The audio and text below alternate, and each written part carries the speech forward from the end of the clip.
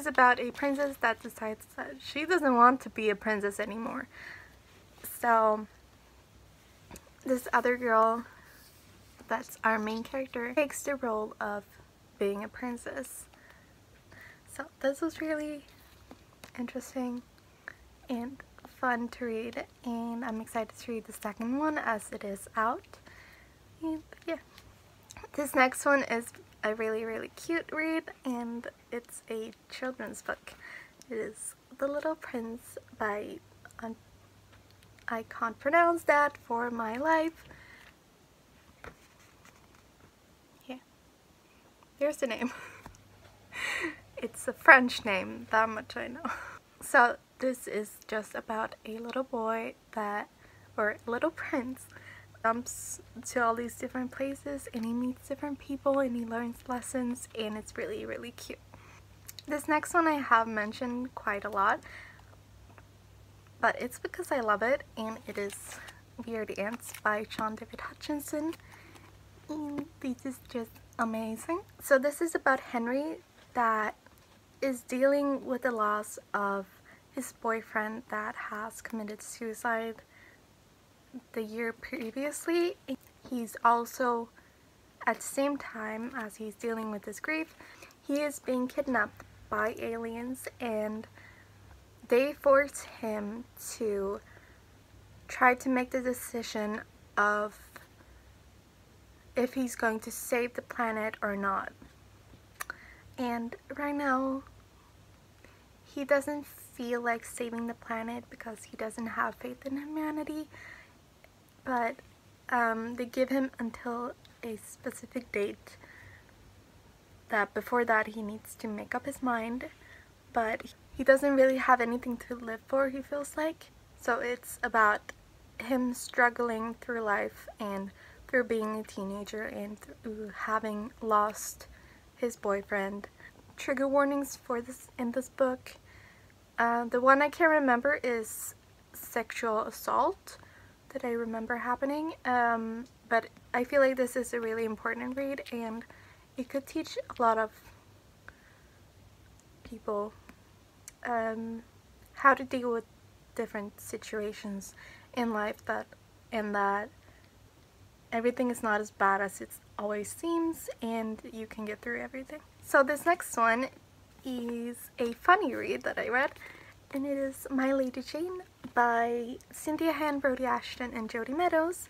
This is a retelling of Jane Grey, Lady Jane Grey, as she was queen for 8 days. So this is a retelling of that story, and it adds some magical aspects to the story, so that's really fun.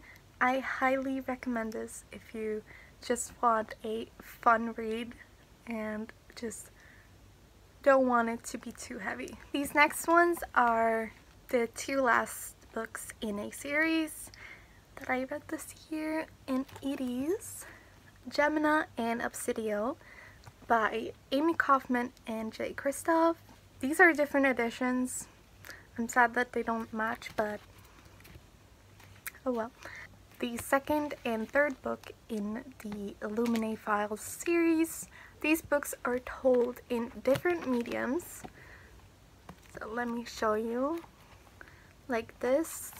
Like it has shots, pictures, just audio recordings, and video footage that someone has gone through and then like written down what's happening. I don't know what's that called. I enjoyed Gemina more than Obsidio, but I still think that they were absolutely great, and I'm a bit sad that the series is over, but it was a great ending to the series, so I'm really happy. Next I have some books that I have listened to on audiobook. So the first one is Seven Husbands of Evelyn Hugo. I really enjoyed this book, and I want my own copy of it. It's about Evelyn Hugo, who's like an old Hollywood star. So she tells the tale of her 7 husbands that she's had, and then she reveals who her one true love was. And it's so sad but it's so great at the same time. I'm sure that there are several trigger warnings for this, but something positive is that it has LGBTQ representation in it, and I think that was a really great addition to this book. So I highly recommend it. Oh, and it's written by Taylor Jenkins Reid. The audiobook was really, really good. The next one is Every Heart a Doorway by Seanan McGuire. This one is about children that has gone through different worlds, kind of like Alice in Wonderland, but it's about the story of when they come back to their own world and they can't go back to that magical world that they've been in.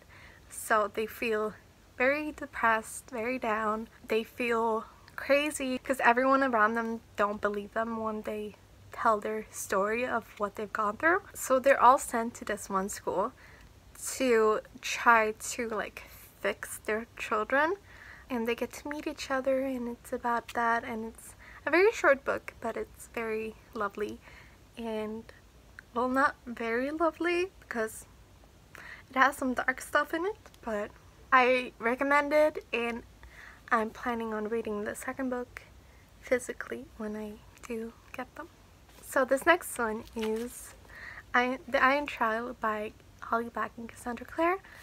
This one is about this boy that has been told that this one magical school is very, very dangerous and he should never go there, but he needs to take the entrance exam anyways because like his relatives have gone to the school, so he's automatically put into the list of students that they're gonna recruit.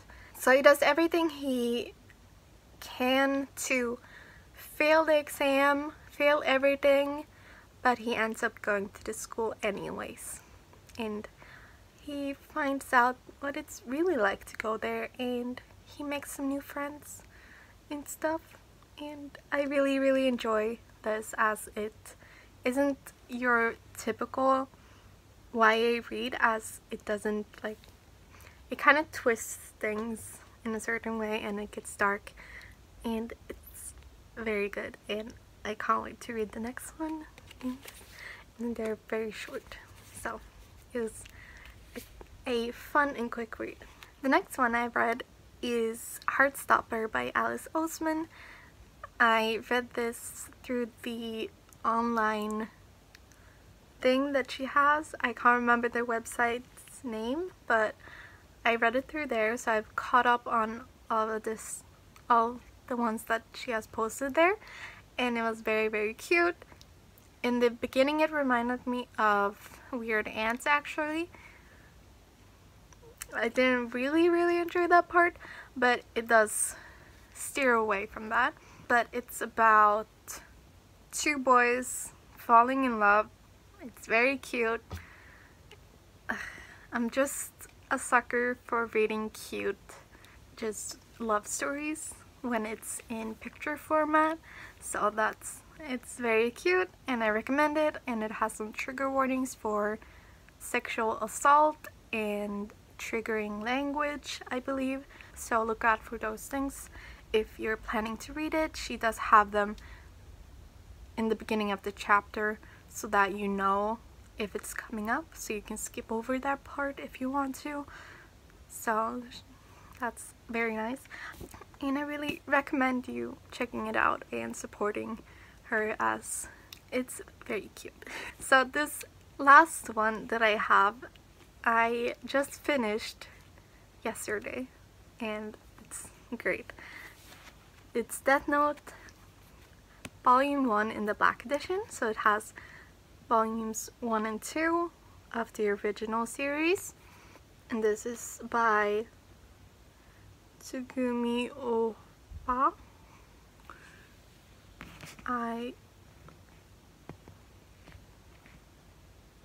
You can't really see that. No. But oh well. It is a story about this Death Note that falls to Earth, and this boy picks it up and he learns that if he writes a name in the book and thinks of the person will die. It is a very morally gray story, and it has a lot of trigger warnings for it, so be aware of that. But it is a manga, so it's all in pictures. It does have an anime to it, and I really love this series as I'm deeply connected to it. So I will continue on with the series, but this was a 5-star read for me because I just love to be in the mindset of our main character, and it's so interesting. I just really recommend you reading this if you're okay with all the trigger warnings that this series comes with, because I understand that a lot of people probably get triggered by the things that happen in this book, so it's not for everyone to read. But for people that are able to read without getting upset, or it is just a really good series to read if you're interested in crime and all that kind of stuff. So that was all the books that I gave 5 stars to throughout 2018. I really want to know what your favorite books were that you've read throughout this year. I couldn't do like a top 10 that a lot of other people do, so I thought I'd just make this video as it's easier for me and I don't read as much as some other people do. I don't go crazy like with like 200 books. I feel like this was still like a reasonable amount to show. So I really hope you enjoyed this. If you did, please leave a like. I would highly appreciate it. And if you're new, please subscribe. It's right down below. And I hope you have a good day. Bye!